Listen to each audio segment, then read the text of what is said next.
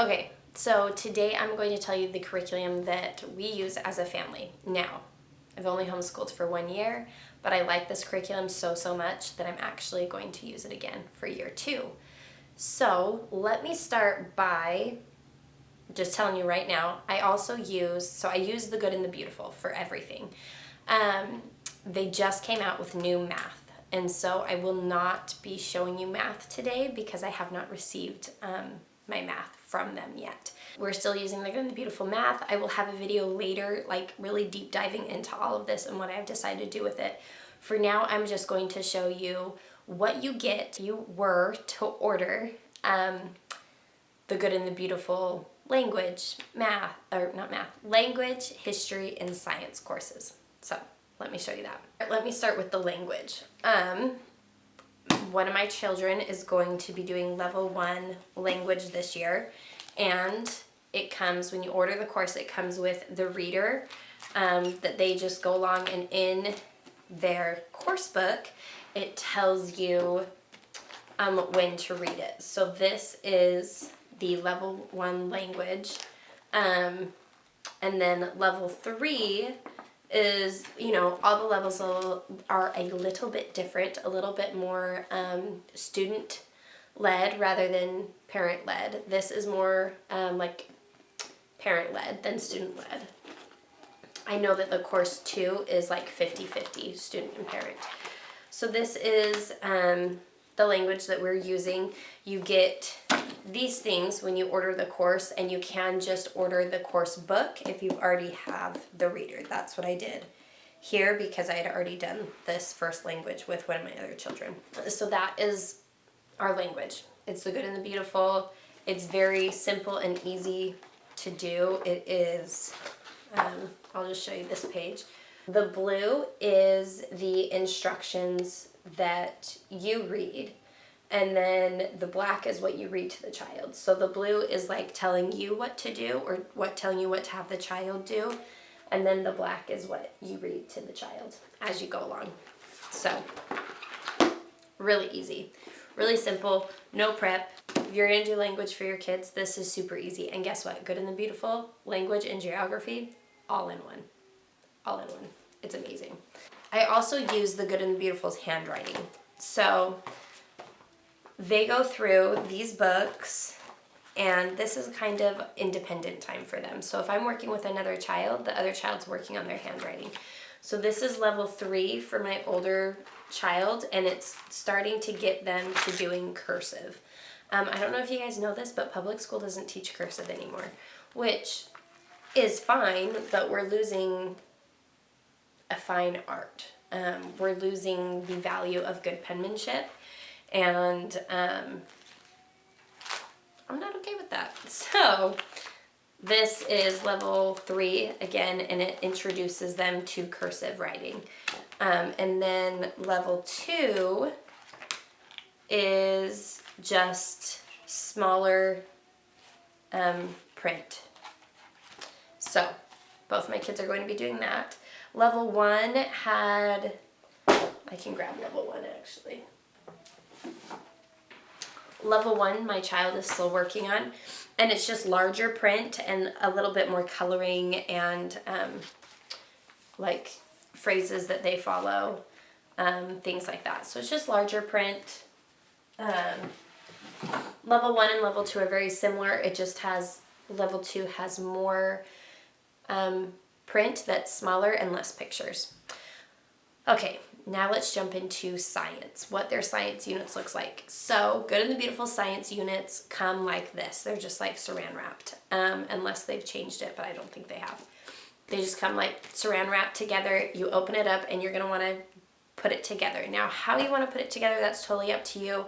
And I will do a video on how I put my science units together more in depth. But for now, I'm just going to give you a little flip through. So this is our marine biology unit, and I have chosen to put it in a binder. I have it labeled on the side, and then down here, I actually put like how many lessons are in the book. That's important for when I'm planning school, so I can look at our science units and know which ones we want to do.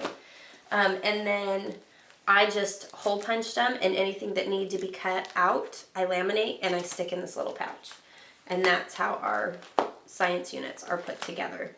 And it works well for me and for my kids. We really, really love the Good and the Beautiful science units. Now, with their science units, as you go along in the book, it'll say like, watch this video, and you just pull it up on their website or on YouTube, and it's super easy. The science experiments, they have all science experiments on video for you, for your kids to watch if you don't have the supplies, or if you're just having a tough day and you're like, you know what, let's watch these other kids do it because mama's sick or whatever it is.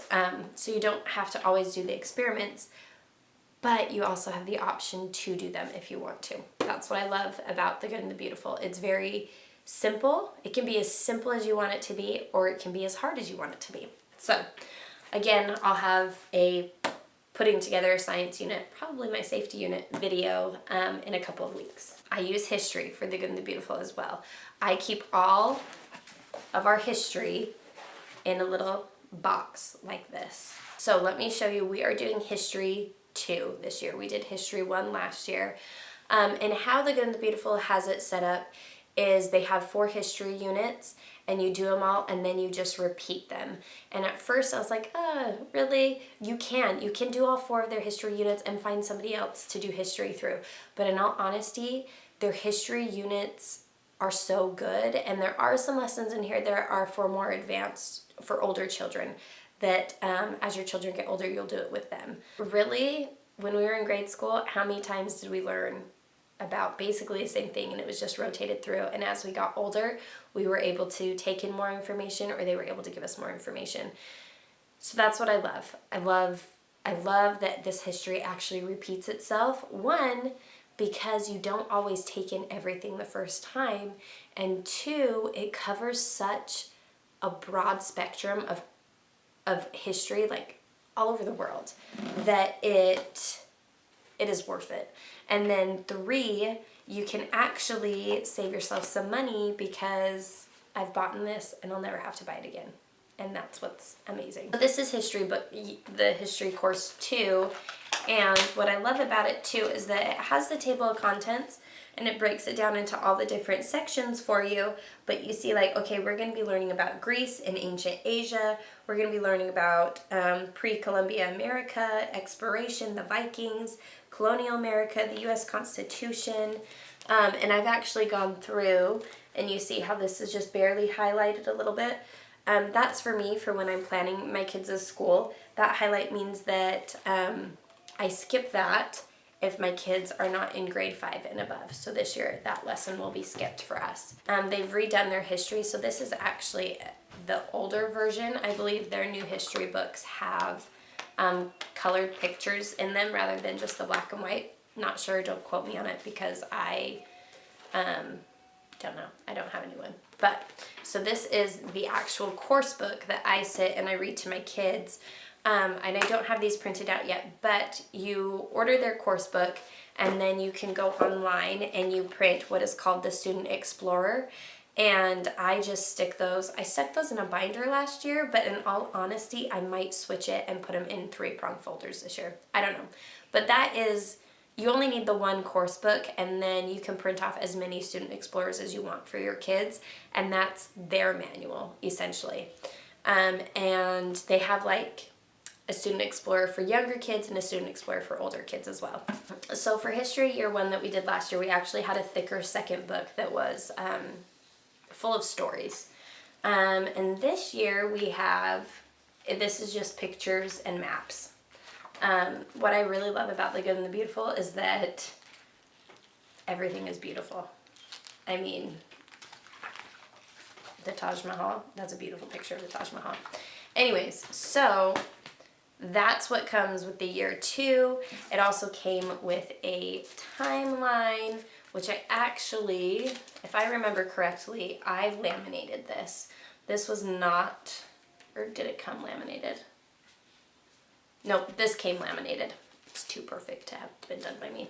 So this came laminated, and it comes with stickers that as you go through, you put stickers on the timeline for what you have learned. So These stickers we already placed on because we learned about the pyramids last year in History 1, but they don't send you this timeline until year 2, just so you guys are aware, and you really don't need it in year 1. This is part of the History year 1 as well.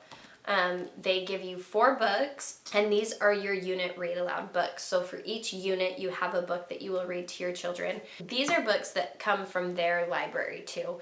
So something that I really love about The Good and the Beautiful is I never have to worry about the content that is in the books. Oh, this comes with it as well, so you know which book falls in which order. You have your 4 books, 1 for each unit, you have your timeline, and then you have your history course. And then of course your kids will have their student explorers. That is what we use for science, history, math, and language. We use all of these.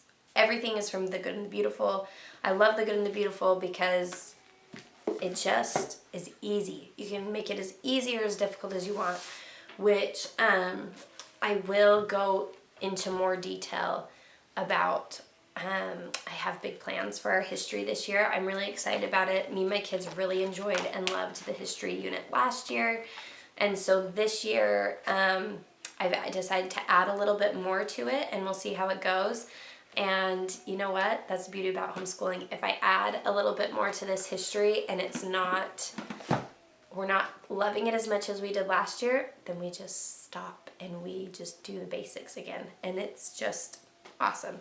So, again, I can't show you the math because I don't have it yet. Other than that, you guys, I think that is a good rundown of what The Good and the Beautiful has to offer for science, language, math, and history. I will say that it is a Christian-based curriculum. It talks about God. In History Year 1, it talked about Noah. So it introduces the Bible into the history as well, which I absolutely love because I know as a child, sometimes I had a hard time making the connection between the Bible and history. And so this actually integrates it for you. This is what happened in the Bible, and this is what was going on as well. I feel like sometimes there's a very big dividing line between religious history and world history, and this brings those two together, and I really love it. So that is The Good and the Beautiful. Kind of their curriculum, what they have to offer. If you guys have any questions about this curriculum, let me know in the box down below. Again, I will be doing more of a deep dive on specifically what my kids will be learning this year and what their curriculum will look like in future videos. So yeah, if you guys have any questions on the curriculum, I would be happy to answer them in the comments down below, or I would be happy to point you in the direction to get your answer as well. Anyways, we will see you guys next time. Bye.